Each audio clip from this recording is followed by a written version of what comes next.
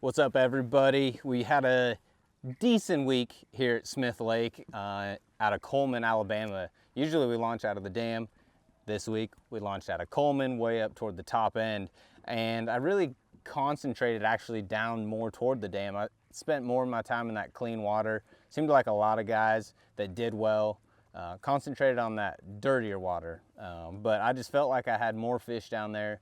I felt more comfortable in the way that I was fishing down there. And really had, again, three main baits that I keyed in on. One of them being this new Zoom Z Swim. It's 3.8 inch, little paddle tail style bait, ribbed body, and a 1/4 ounce tungsten ball head, and paired up to a 8-pound Seaguar Tatsu leader, tied to the 15-pound Seaguar Smackdown braid in flash green so we could see it sinking.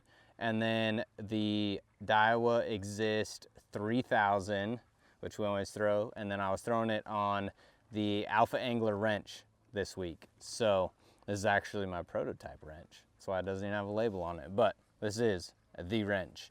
And I was throwing this bait as I was moving around, hopping to these little points, and spending my time kind of just slow rolling this bait down. And I threw this when I noticed a lot of the fish were suspended, not down toward the bottom. And I'd count this down and just slow reel it through there. And a lot of those fish were feeding up. And that was just a really good way to cover water.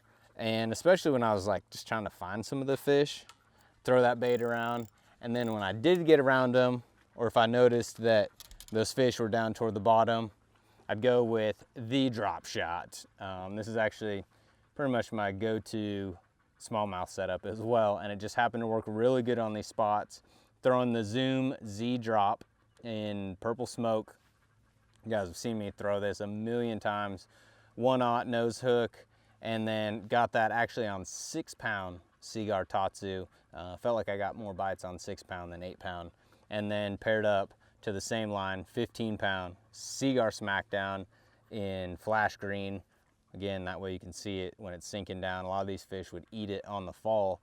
And then we've got a SLP souped up Daiwa Exist right here.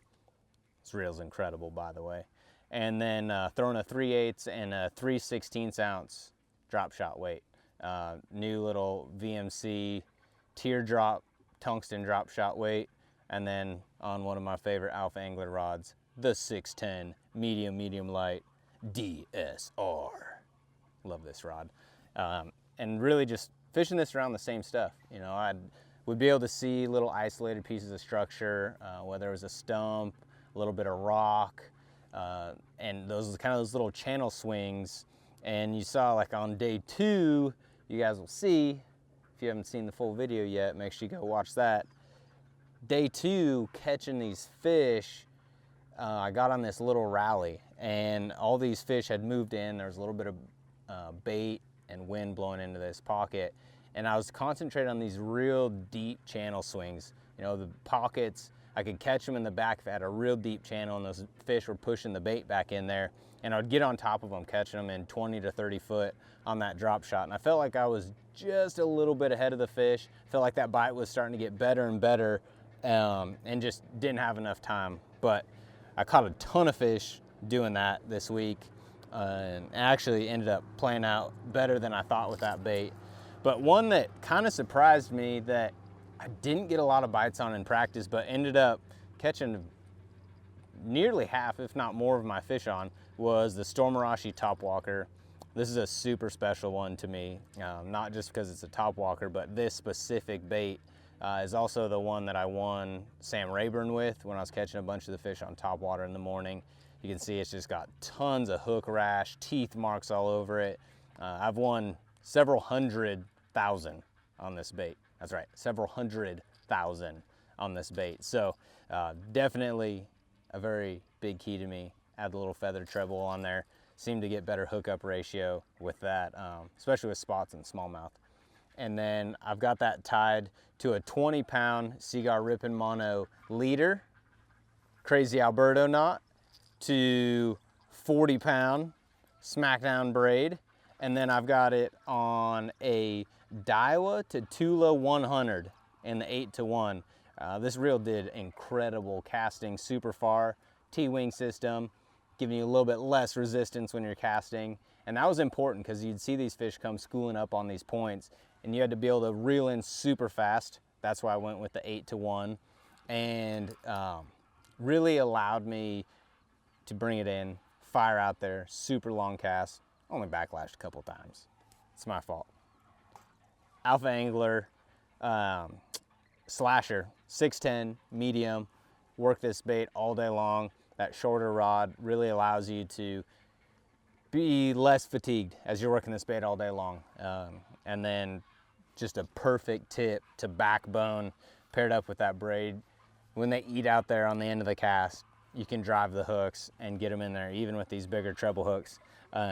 And really just, like I said, keying in on that cleaner water. The fish would come up out of 20 foot of water to eat that topwater. That's why I love throwing that bait. It pushes a lot of water, creates a lot of commotion, and really allows those fish to see the bait and come up. And I mean, really even the best time I could throw that bait seemed to be either shade pockets, shade lines, or out off those points when the sun was up. It seemed like the more the sun was up, the better those fish could see that bait, and they would come from greater distances to eat it. And you know, I didn't do that as much on the final day.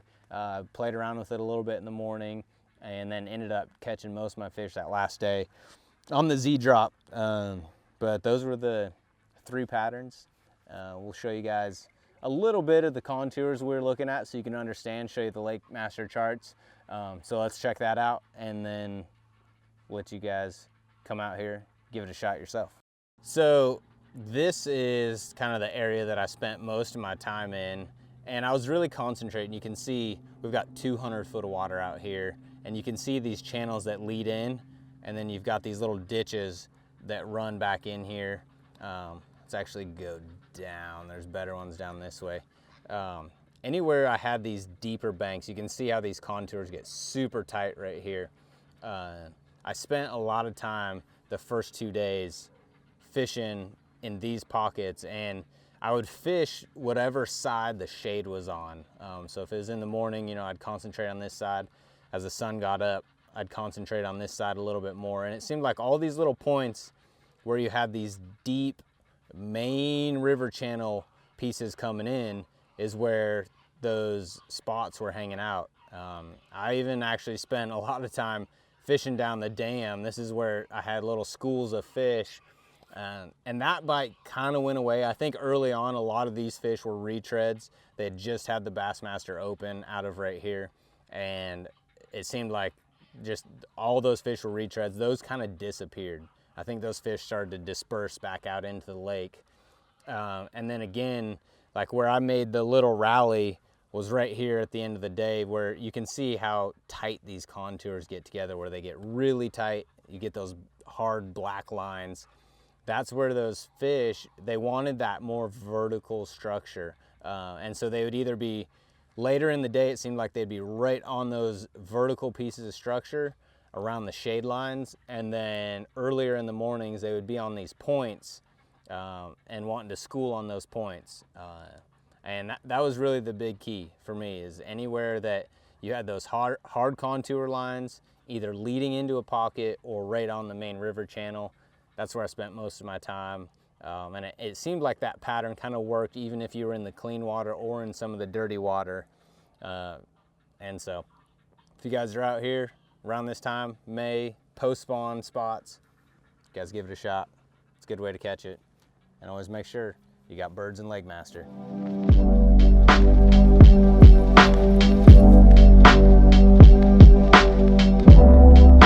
What's Here, I'll give you gold. Give me your camera.